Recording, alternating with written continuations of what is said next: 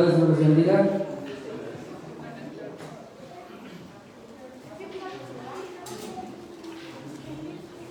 Pues vamos a estudiar la palabra de Dios.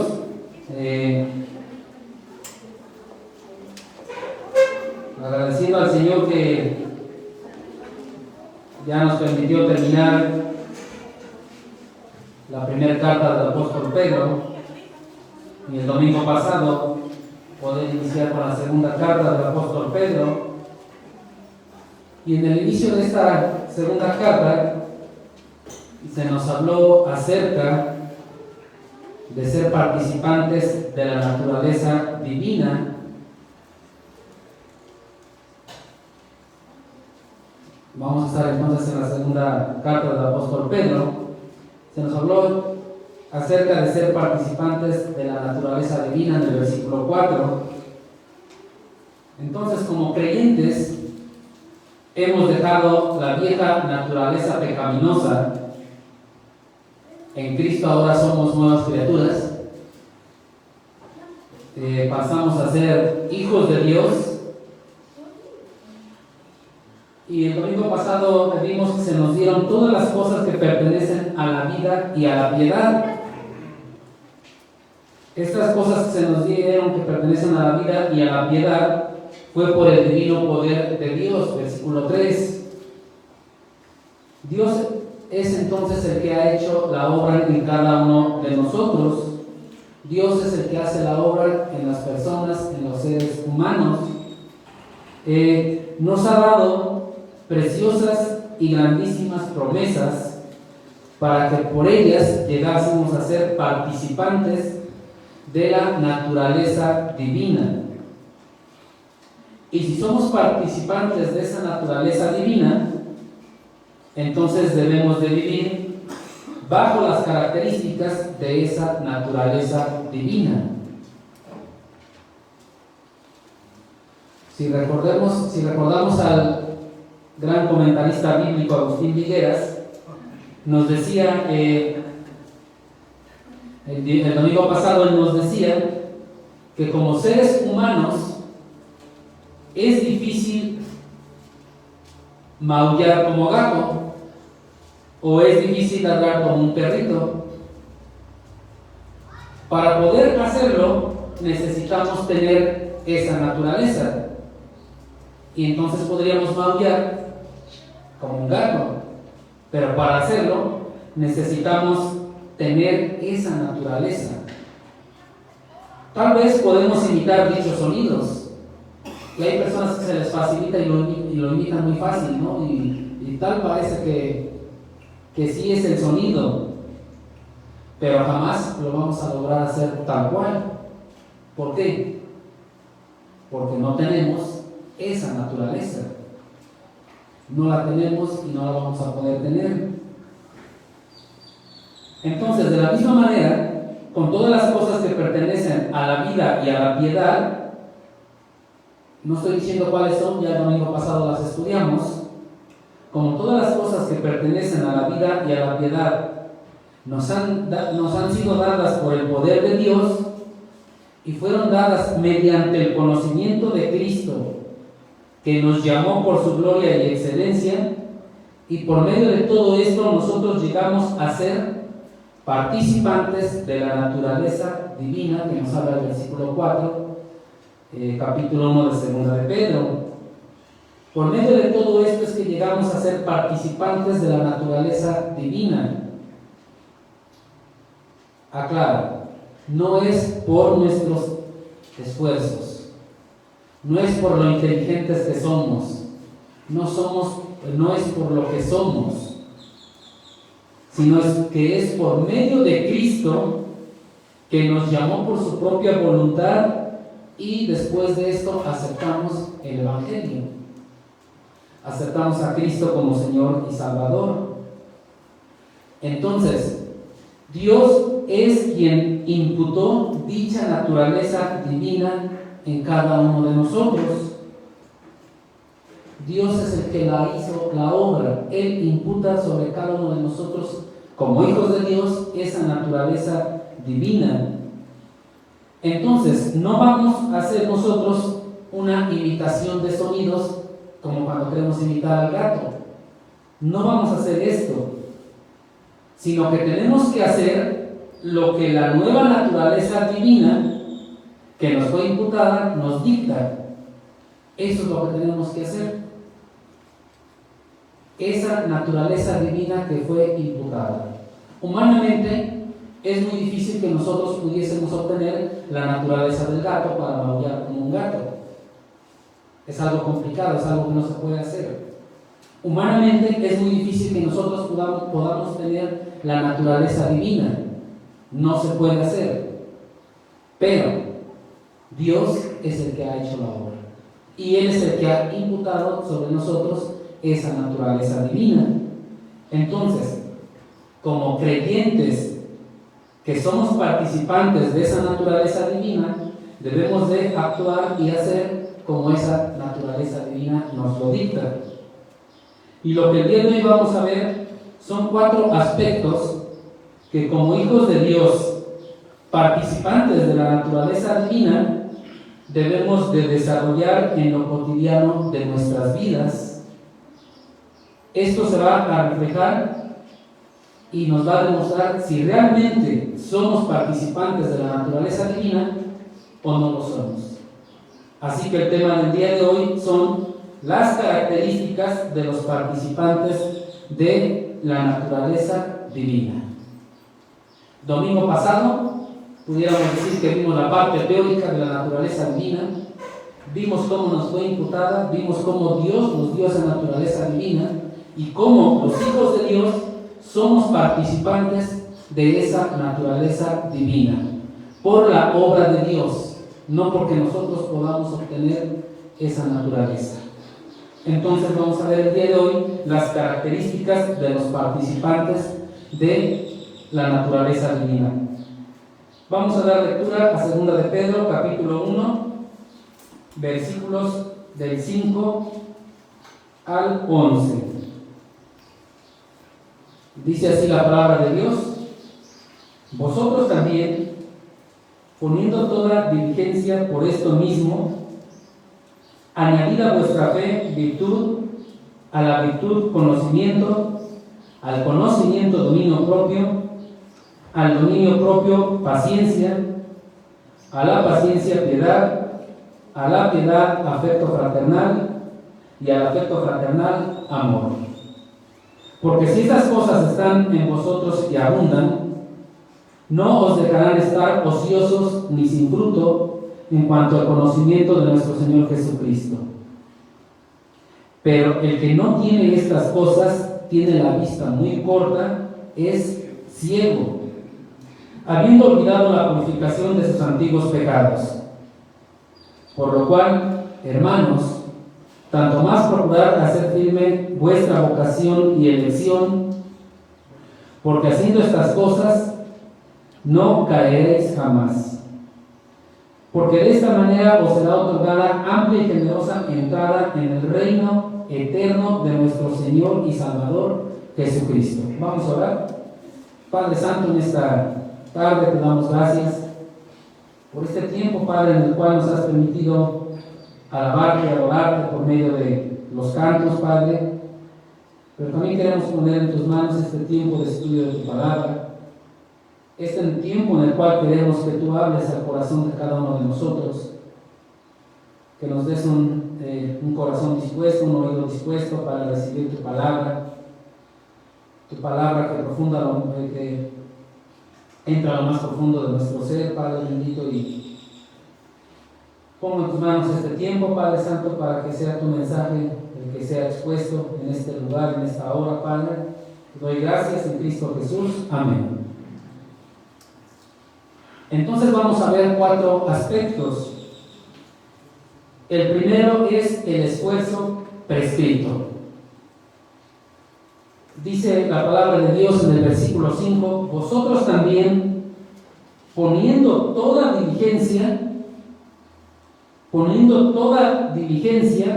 por esto mismo añadid a, y viene un listado de lo que debemos nosotros de añadir. Por los versículos estudiados la semana pasada, sabemos que Dios, por medio de Cristo, nos dio como creyentes una salvación perfecta y una salvación plena. Eso tenemos que estar seguros de nuestra salvación. Sin embargo, también pide que la expresemos por medio de nuestras propias vidas. Por eso les decía, hoy vamos a ver esa parte práctica de ser participantes de la naturaleza divina. Si realmente somos participantes de esta naturaleza, se debe de reflejar en la práctica, en nuestra conducta, en nuestro diario vivir. Entonces Dios quiere que expresemos por medio de nuestras vidas, dice el versículo, poniendo toda diligencia. Toda diligencia. Entonces, poner toda diligencia en nuestra salvación, en nuestra nueva naturaleza divina, implica lo que dice Filipenses capítulo 2, versículos 12 y 13. Vamos a Filipenses capítulo 2, no pierdan segunda de Pedro, que es lo que vamos a estar nosotros estudiando.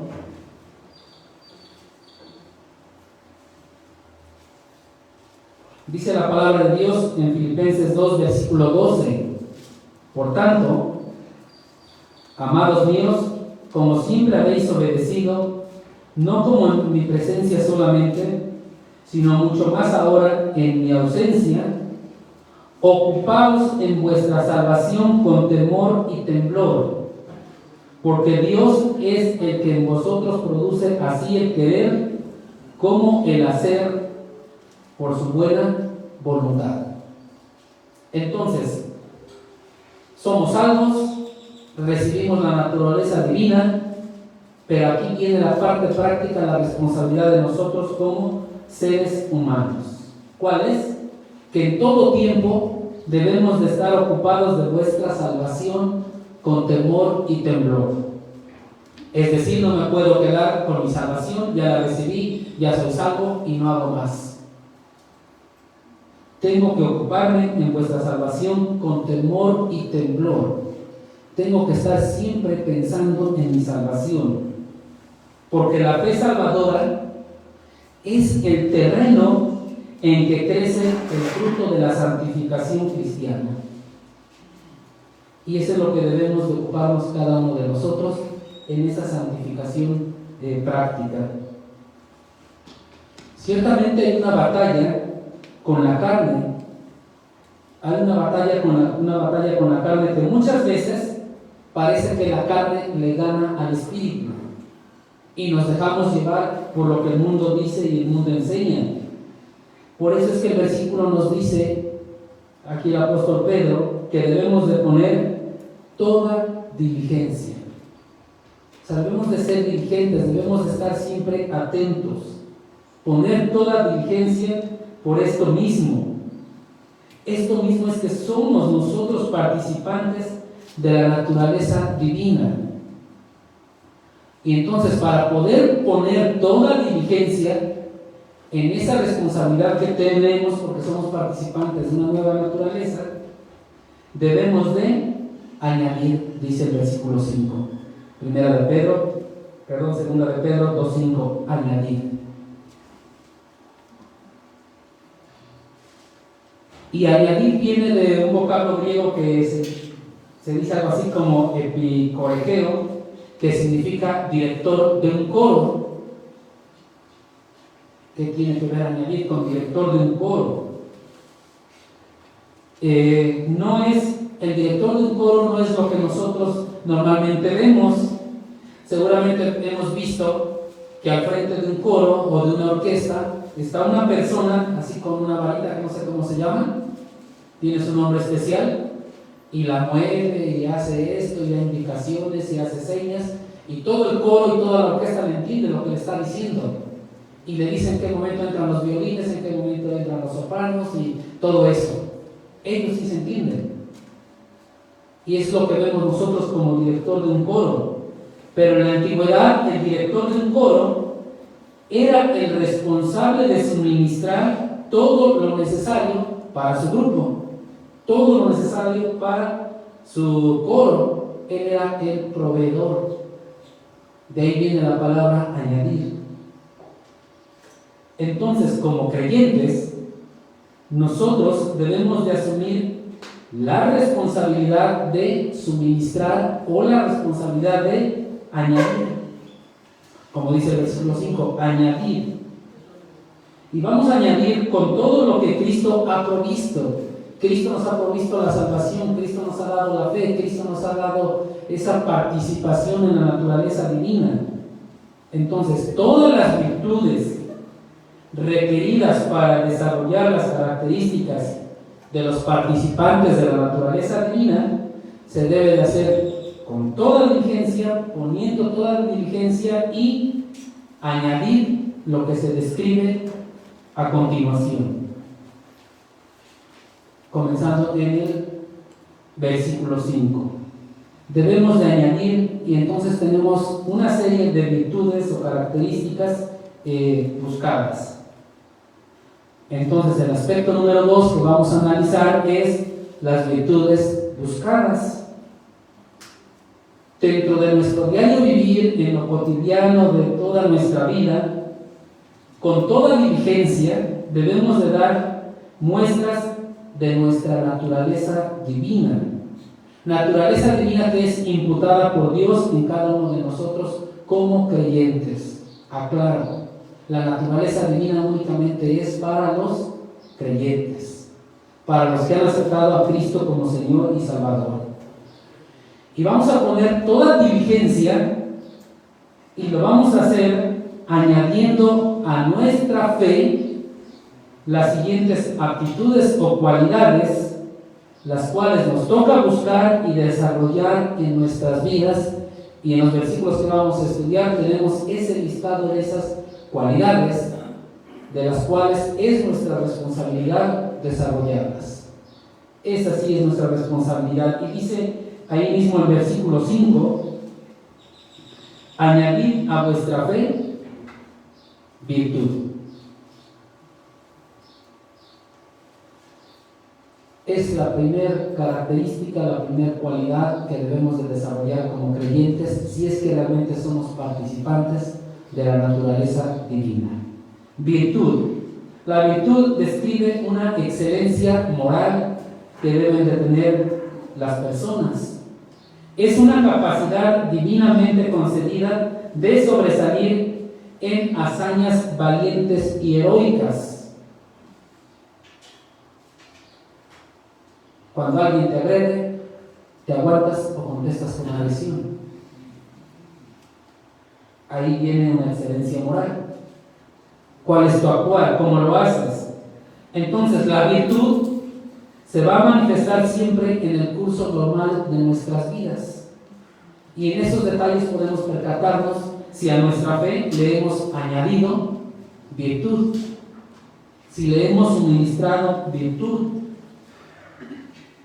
Dice Filipenses capítulo 4, versículo 8, si hay alguna virtud, si hay algo digno de alabanza, en esto pensad. Entonces vemos cómo la palabra del Señor nos dice que debemos de tener nuestra mente siempre suministrando, siempre pensando en la virtud, en lo que es digno de alabanza, y en eso pensad, dice la palabra del Señor.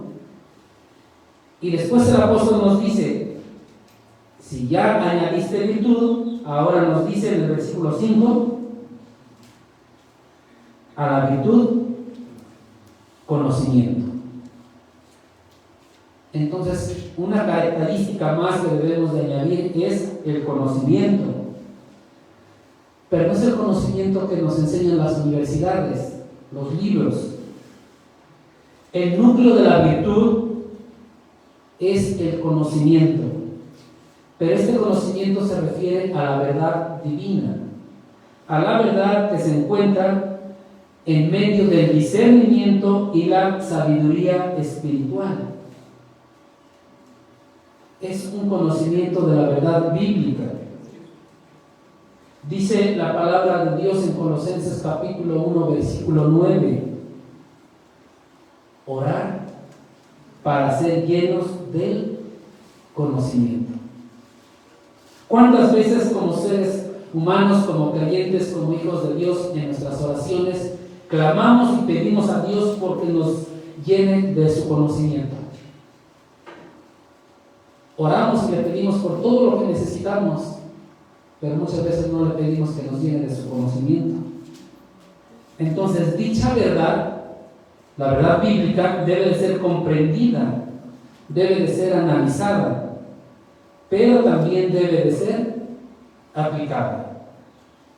¿Cómo la vamos a aplicar? Vayamos a Colosenses capítulo 1.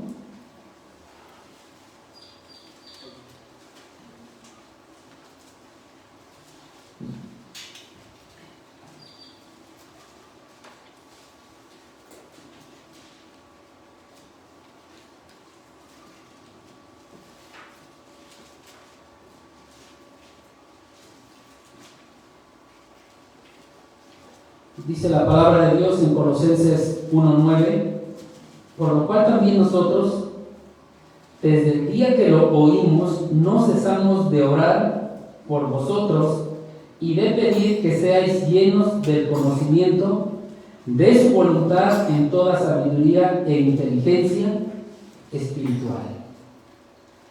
Tenemos que orar para ser llenos del conocimiento de Dios, de su voluntad con toda sabiduría e inteligencia espiritual. Ahora, si ya lo entendimos, ya lo comprendimos, entonces tiene que ser aplicada en nuestras vidas. Por eso les dije en un inicio, hoy vamos a ver esa parte práctica. ¿Cómo lo vamos a aplicar en nuestras vidas? Versículo 10, Colosenses 1:10, para que andéis como es digno del Señor.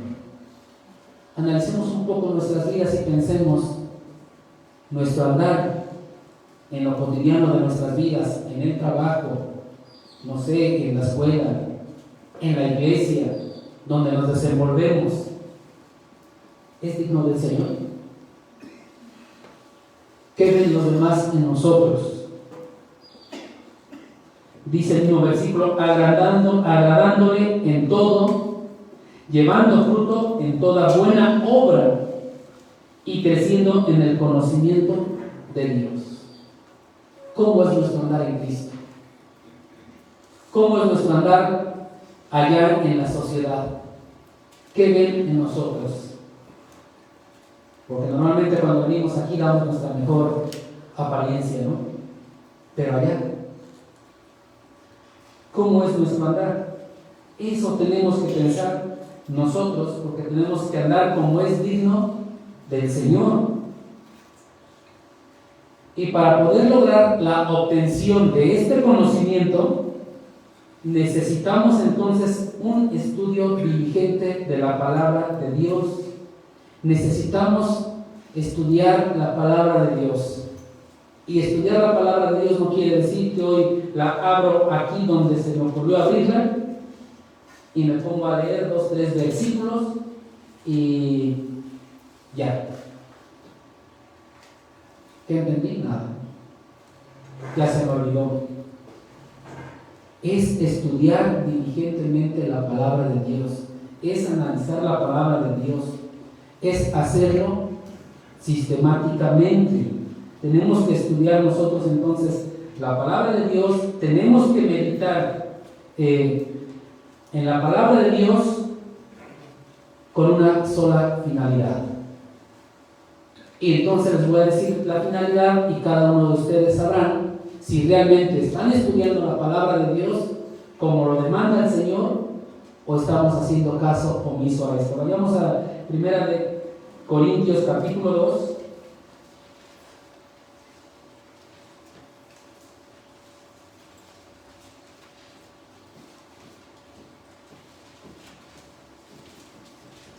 Y vamos a ver cuál es la finalidad de estudiar diligentemente la palabra de Dios. Dice 1 Corintios 2, versículos 14 al 16. Hermano Marito, ¿nos ve, por favor?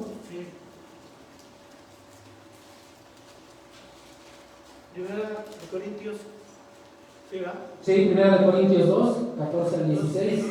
Dice la palabra de Dios así: Pero el hombre natural no percibe las cosas que son del Espíritu de Dios, porque para él son locura, y no las puede entender, porque se han de discernir espiritualmente. En cambio, el espiritual juzga todas las cosas, sin que él sea juzgado por nadie.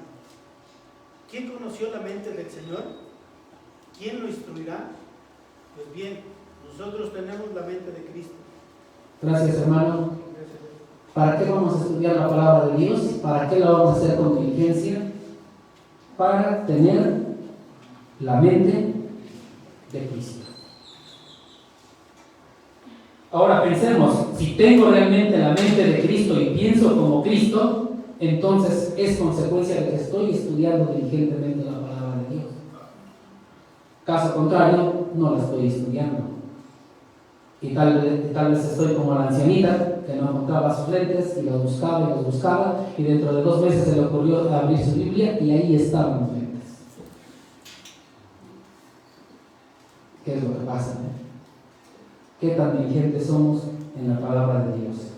Y entonces, si a la virtud le añadimos conocimiento, dice el versículo 6 de segunda de Pedro,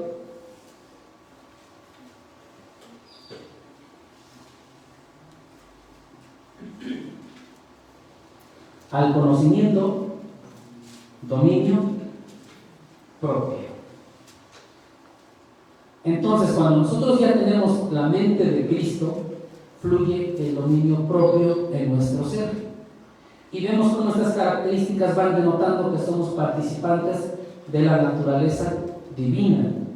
Por eso es que debemos de desarrollarlas cada uno de nosotros.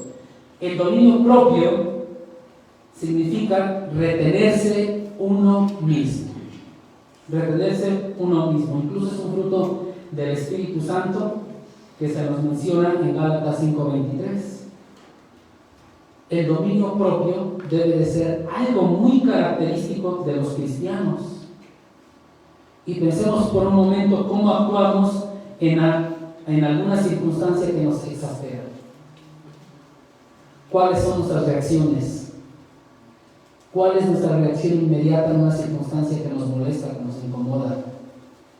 Que alguien nos dice algo, que nos grita, que nos insulta. ¿Cuál es nuestra situación? ¿Tenemos ese dominio propio para retenernos a nosotros mismos? ¿O de inmediato contestamos igual? Me la hiciste, me la pagas. Me dijiste, te digo. ¿Cuál es nuestro actuar? Tenemos que tener ese dominio propio. Porque al dominio propio, dice el versículo 6, le debemos de añadir paciencia. Y al dominio propio, paciencia.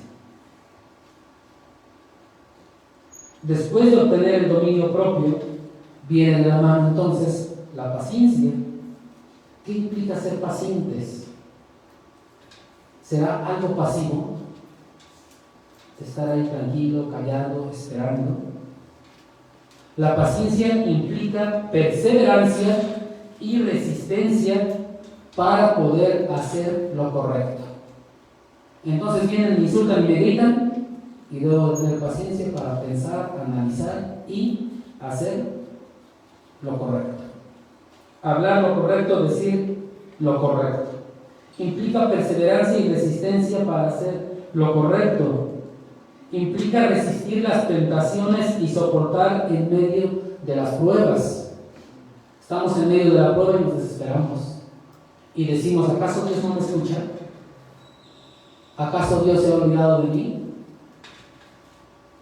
Haré a un lado a Dios y podré hacer lo que a mí me parece estar bien para salir adelante. ¿Y dónde quedó la paciencia?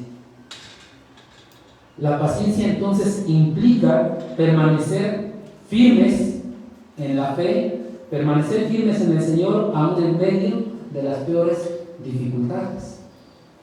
Entonces la paciencia es algo activo, no es algo pasivo. No se limita simplemente a aceptar y sufrir. Siempre va a estar mirando hacia adelante. Es algo activo. Estar mirando hacia adelante. Y esto lo debemos de aprender de Cristo. ¿Cómo vivió Cristo la paciencia? ¿Cómo la experimentó? ¿Cómo la la llevó a la práctica. Vayamos a Hebreos capítulo 12.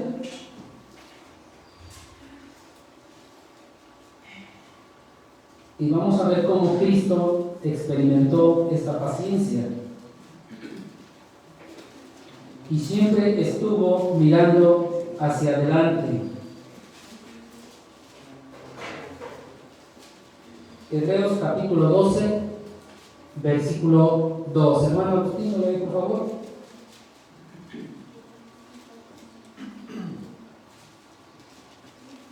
Puestos los ojos en Jesús, el autor y consumador de la fe, el cual por el gozo puesto delante de él sufrió la cruz, menospreciando el oprobio, y se sentó a la diestra del trono de Dios. Muchas gracias. Aquí podemos ver la paciencia de Cristo y debemos aprender de Cristo que Él tuvo esa paciencia activa. Siempre estuvo mirando hacia adelante. Él sufrió y no fue algo fácil.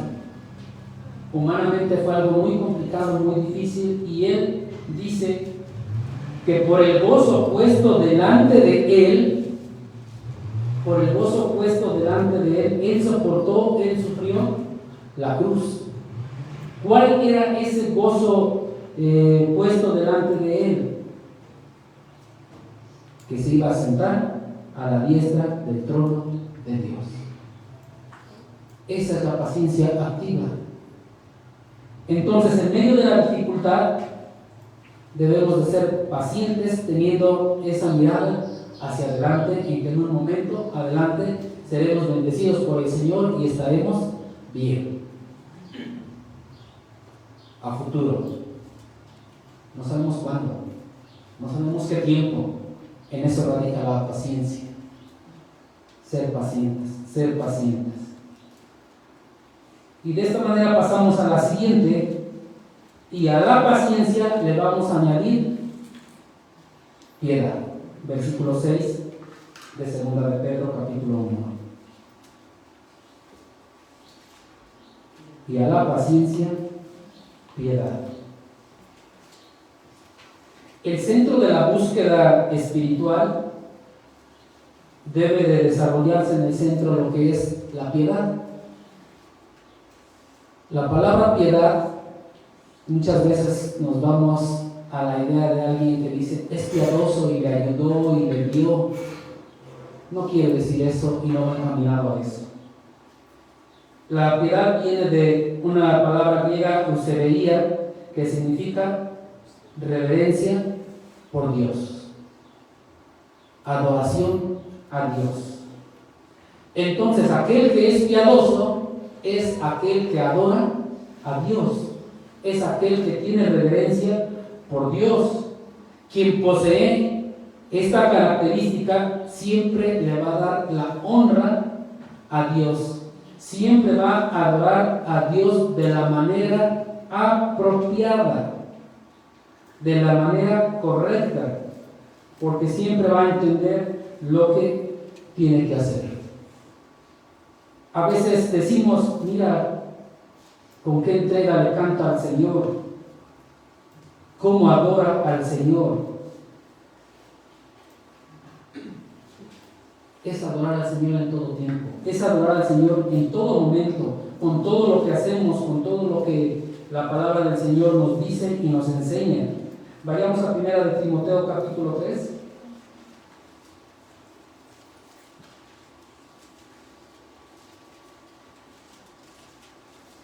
Donde se nos viene hablando de la piedad. Vamos a ver un poquito más lo que implica la piedad para poder entender esto. Dice 1 de Timoteo 3:16: indiscutiblemente grande es el misterio de la piedad.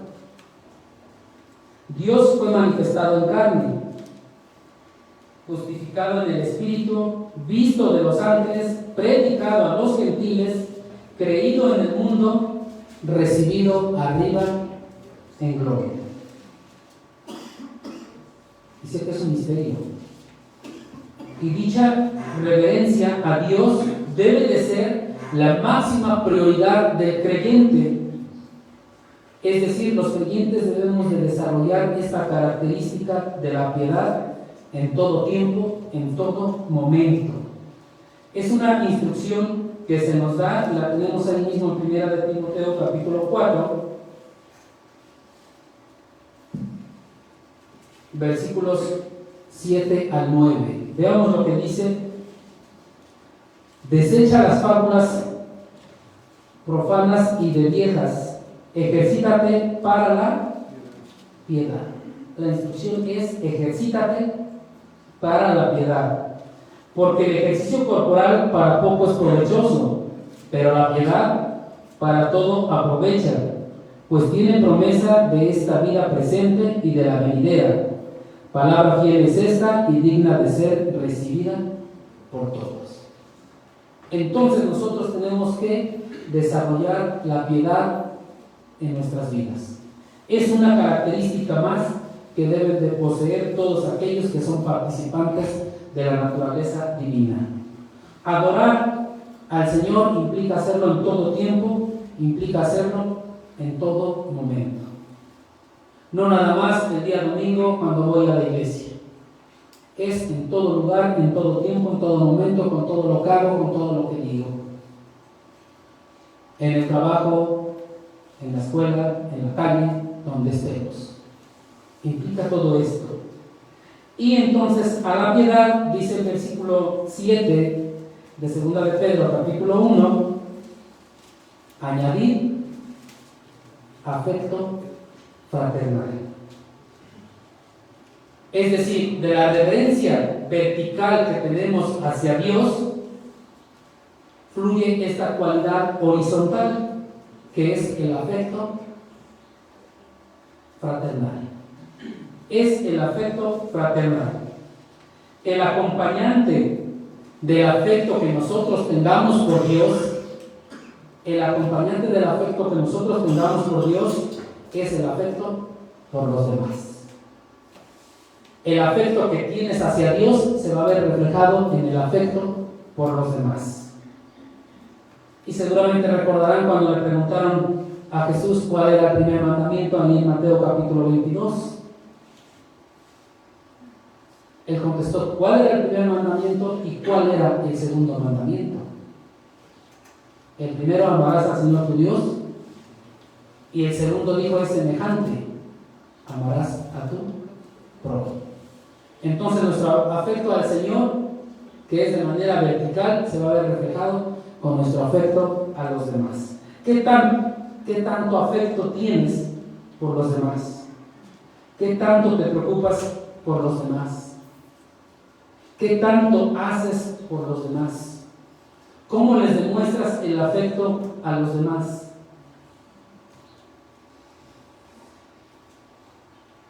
De tu respuesta a estas preguntas será el afecto que le das a tu Señor.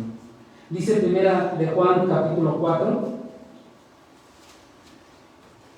que nos habla mucho de esto. Primera carta de Juan capítulo 4.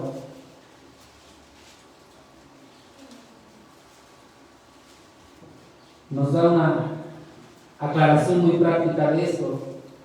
Juan 4, primera de Juan 4, versículo 20. Si alguno dice: yo amo a Dios, y aborrece a su hermano, es mentiroso. Pues el que no ama a su hermano a quien ha visto, ¿cómo puede amar a Dios a quien no ha visto? Y nosotros tenemos este mandamiento de Él: el que ama a Dios, ame también a su hermano. Entonces, la consecuencia de amar a Dios es amar a tu hermano, amar a los demás. Por eso es que dice el versículo 7 de 2 de Pedro, capítulo 1, que al afecto fraternal debemos de añadir amor. Añadir amor. ¿Qué quiere decir esto? Que el amor por los demás es inseparable del amor de Dios. el amor que tenemos por los demás es inseparable del amor que tenemos por Dios. Veamos primera de Juan, capítulo 3.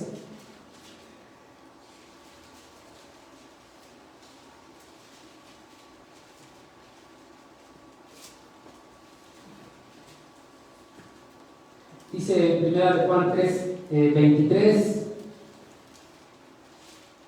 Y este es su mandamiento, que creamos en el nombre de su Hijo Jesucristo. ¿Cuál es nuestro primer mandamiento? Creer en Jesucristo. Y nos amemos unos a otros como nos lo ha mandado. ¿Qué tanto amo a mi hermano? ¿Qué tanto le demuestro el amor a nuestro hermano? Es algo que debemos de tener siempre en mente para poder saber qué tanto amamos al Señor. Dice 4:7 de primera de Juan: amados, amémonos unos a otros, porque el amor es de Dios. Todo aquel que ama es nacido de Dios. Y el que es nacido de Dios es participante de la naturaleza divina. Y por lo tanto, tiene que amar. Ahora piensa y analiza tu propia vida, qué tanto amas a tu prójimo. Podemos decir, yo le amo bastante, lo quiero mucho. Ahora pregúntate, ¿qué tanto le demuestras en la práctica ese amor? Cuando te enteras de su necesidad, ¿sabes que se aguante, no? Hay que le busque. Es más fácil y es más cómodo para los que estamos del lado bien, ¿no? Hay que se aguante, hay que le busque, hay que ver qué hace, ¿no? Si tiene necesidades, porque él se lo buscó, ¿no? La palabra de Dios nos dice, manifiesta amor. Entonces, si hemos nosotros desarrollado estas cualidades que ya describimos, todas estas cualidades que ya describimos, qué bueno, ¿no? Y gracias a Dios. La honra y la gloria sean a Dios. Pero si no las hemos desarrollado y no las tenemos, entonces debemos de buscarlas, y debemos de buscarlas con mayor razón si decimos ser creyentes, si decimos ser hijos de Dios.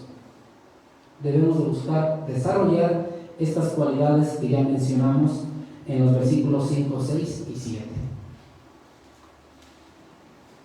Es una manifestación de que realmente somos hijos de Dios.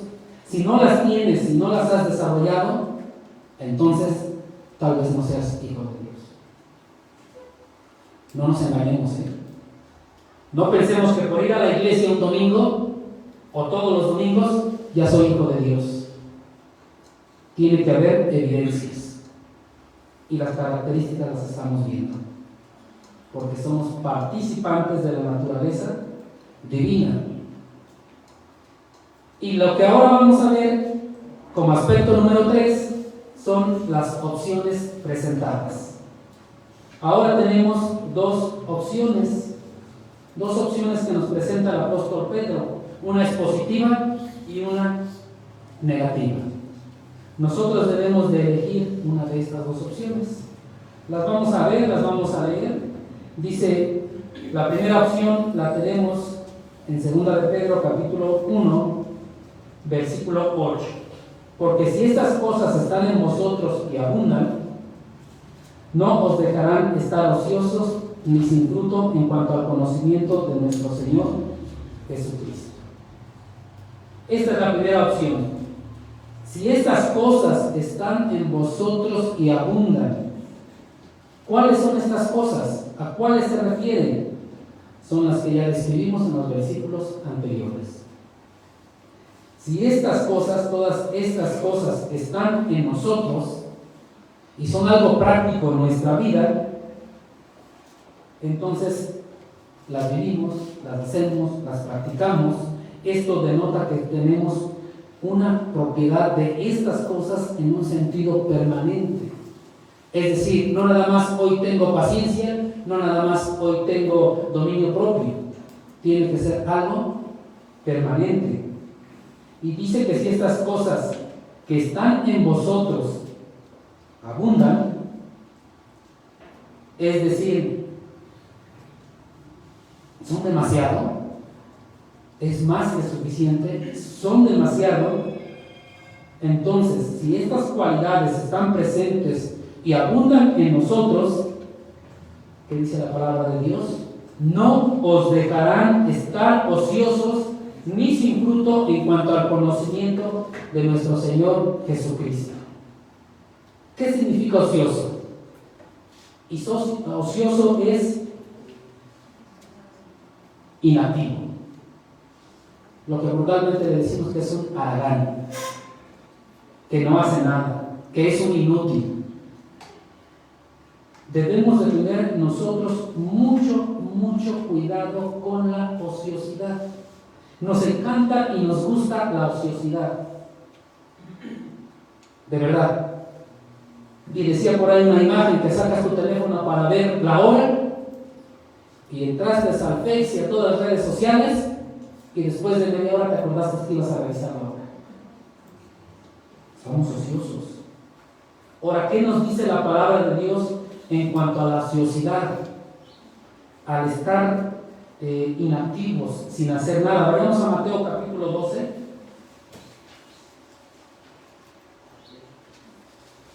Y vamos a ver qué nos dice la palabra de Dios en cuanto a la ociosidad.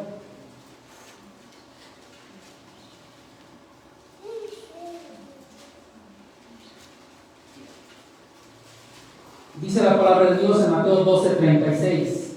Mas yo os digo que de toda palabra ociosa que hablen los hombres, de ella darán cuenta en el día del juicio. ¿Quién va a dar cuenta de tu ociosidad? Tú, nadie más. Y nos gusta la ociosidad, nos encanta la ociosidad. Nos encanta estar sin hacer nada. Nos gusta, pero darás cuenta en el día del juicio. Entonces tenemos que tener mucho cuidado con la ociosidad. Pero también nos dice, no os dejarán estar ociosos ni sin fruto. ¿Qué es algo sin fruto? Es algo estéril.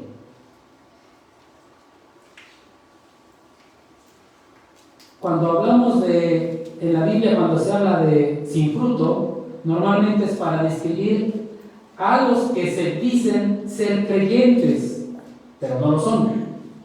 Nada más se dicen ser creyentes, pero no lo son. Por eso les dice que son sin fruto.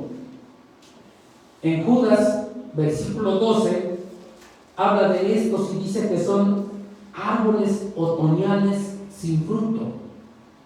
Es decir, está hablando de las personas que se dicen ser creyentes, pero no lo son. Los describe como árboles otoñales sin fruto.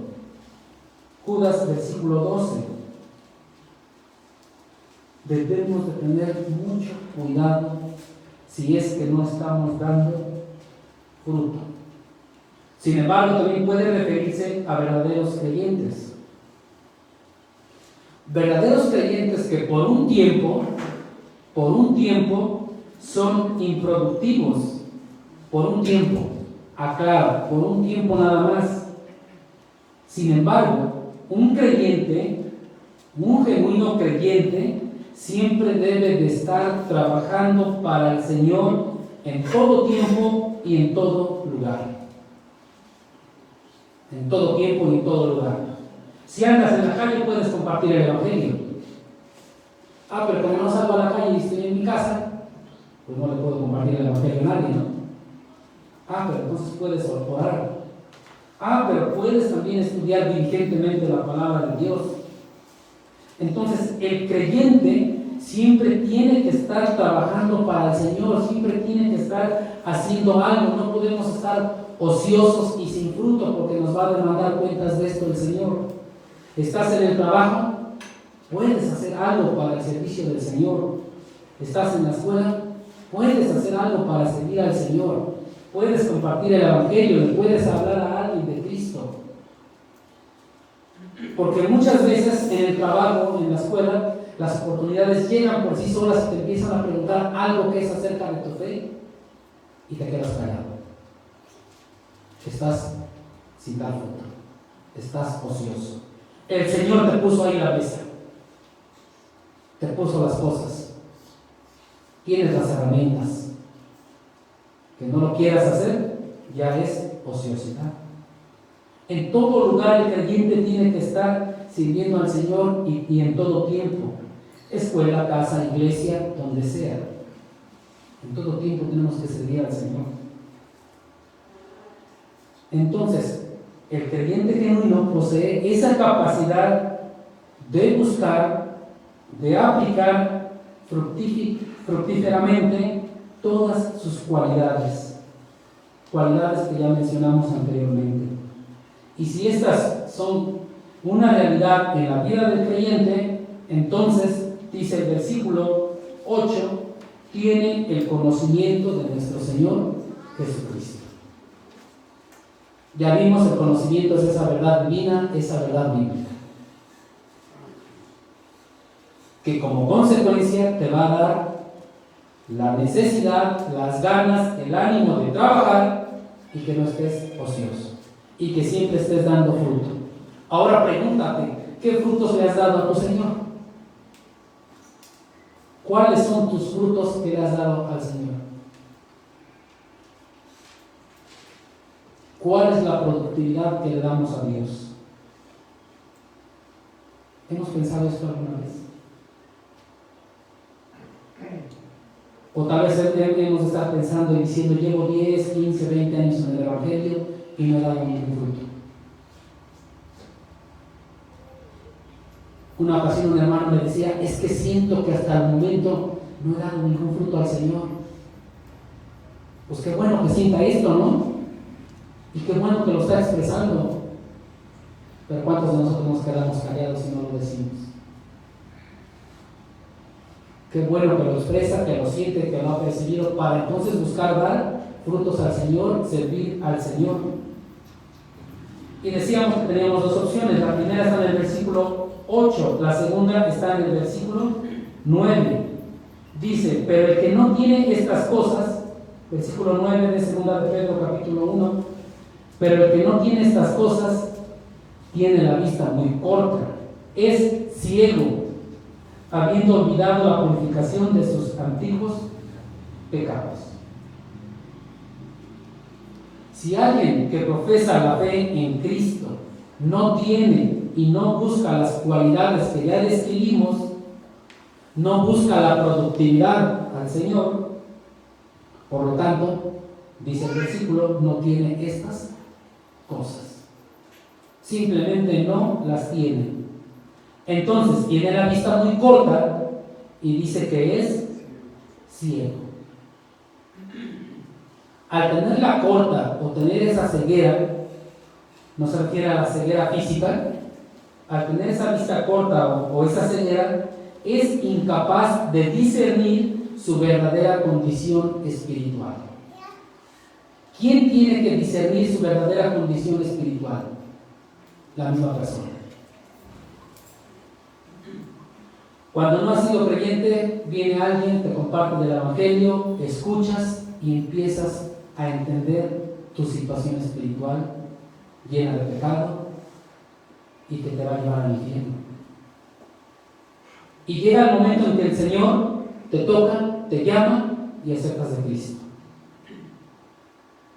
Cuando eres creyente, si no has desarrollado estas cualidades, entonces tienes la vista muy corta y tal vez tienes esa ceguera espiritual al 100%, porque eres incapaz de discernir tu verdadera condición espiritual.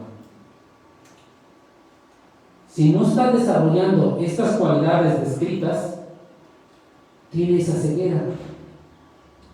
Y tan fuerte es su ceguera que dice el versículo, ha olvidado la purificación de sus antiguos pecados. Lo cual implica entonces falta de limpieza pecaminosa. Y esto se traduce y se concluye como no ser salvo.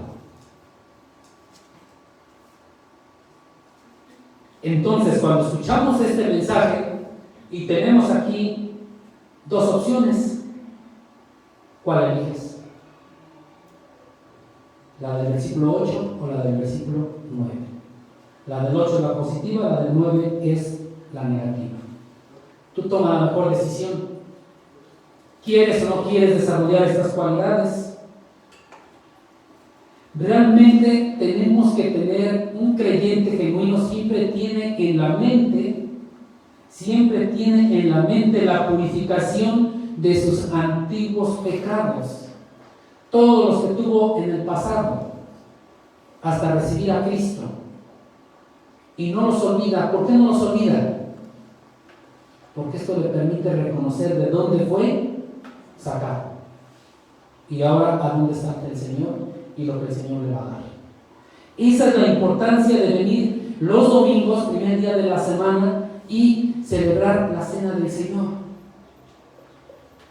porque nos permite recordar ese sacrificio de Cristo en la cruz para darnos salvación, para rescatarnos del pecado, por medio del cual nos limpió de todo pecado y de toda maldad. Cuando entendamos esto, nuestro anhelo va a ser estar cada primer día de la semana muy puntual, muy urgidos de celebrar la cena del Señor, porque me recuerda mi condición pecaminosa, porque me recuerda de dónde me rescató el Señor, y comienzo a valorar mi salvación y empiezo a entender a dónde voy a ser llevado en la glorificación en el día final. Por eso nos habla de un discernimiento espiritual. Por eso tenemos que desarrollar estas cualidades. ¿Qué opción eliges? Tú la sabes. Por eso debemos de tener mucho cuidado, poner toda diligencia para buscar y desarrollar las cualidades ya mencionadas. Si nosotros hacemos esto, vamos a lograr servir y obedecer al Dios Todopoderoso que nos dio la salvación. Pero eso es la responsabilidad desarrollada. Porque como cuarto aspecto tenemos los beneficios prometidos de esto. Regresamos a 2 de Pedro, capítulo 1, versículos 10 y 11. Por lo cual, hermanos, tanto más procurad hacer firme vuestra vocación y elección, porque haciendo estas cosas no caeréis jamás. Porque de esta manera os será otorgada amplia y generosa entrada en el reino eterno de nuestro Señor y Salvador Jesucristo. Reiterando lo que dice el versículo 5, poniendo toda diligencia, nuestra opción a elegir debe de ser la opción 1, que es el versículo 8. Es la positiva. Por eso nos dice, tanto más procurar hacer firme vuestra vocación y elección. Procurar implica una urgencia, pero también implica hacerlo con entusiasmo, con ánimo. Y dice hacer firme, se refiere a la validez, a la confirmación de nuestra salvación, de nuestra fe. Y también nos habla de vocación y elección. Son dos realidades inseparables que dan evidencia del llamado de Dios, del llamado que Dios nos hizo para nuestra salvación. ¿Tienes vocación por servir al Señor? ¿Has sido elegido? Dice la palabra de Dios que fuimos elegidos desde antes de la fundación del mundo. El Señor ya sabía que ibas a ser participante de la naturaleza divina. Tú todavía no lo hacías, ni tenías en la mente esto, pero el Señor ya lo sabía. Y dice el versículo 10, porque haciendo estas cosas, todas las que ya describimos, no caeréis jamás. Es decir, si buscamos cada vez más las cualidades, las actitudes morales que hemos mencionado, que ya describimos y que sirven para vivir en santidad, vamos a ir avanzando. La palabra haciendo, aquí dice, porque haciendo estas cosas, esa palabra haciendo implica un patrón de conducta dentro de nuestra vida diaria, algo cotidiano. Si este patrón de conducta es de acuerdo a las características que ya describimos, los creyentes no caerán jamás. Pero todas las características que ya mencionamos tienen que ser algo cotidiano, algo normal en nuestra vida. Y dicen no caerán jamás en nada. Y entonces nos va a permitir disfrutar de una vida espiritual abundante y productiva, porque no caerán jamás. Entonces, un beneficio de desarrollar estas cualidades es no caer jamás. El siguiente beneficio lo tenemos en el versículo 11. Dice, porque de esta manera, es decir, haciendo todo lo anterior, os será otorgada amplia y generosa entrada en el reino eterno de nuestro Señor y Salvador Jesucristo. Otorgada amplia y generosa entrada. ¿Qué más podemos pedir? ¿Qué más puedes pedir como hijo de Dios? Este es el gran beneficio. ¿Qué otra cosa podemos pedir? Este beneficio de la seguridad de tener la entrada en el reino eterno. ¿Acaso esto no nos debe de motivar a desarrollar las características de los participantes de la naturaleza divina? Entraremos a una eternidad. La seguridad de no caer y las riquezas que tendremos en el cielo son los beneficios de poner toda diligencia que dice desde el versículo 5 y la productividad en cuanto al conocimiento de nuestro Señor Jesucristo. Dos grandes beneficios. Ahora vayamos por favor a 1 Corintios capítulo 3.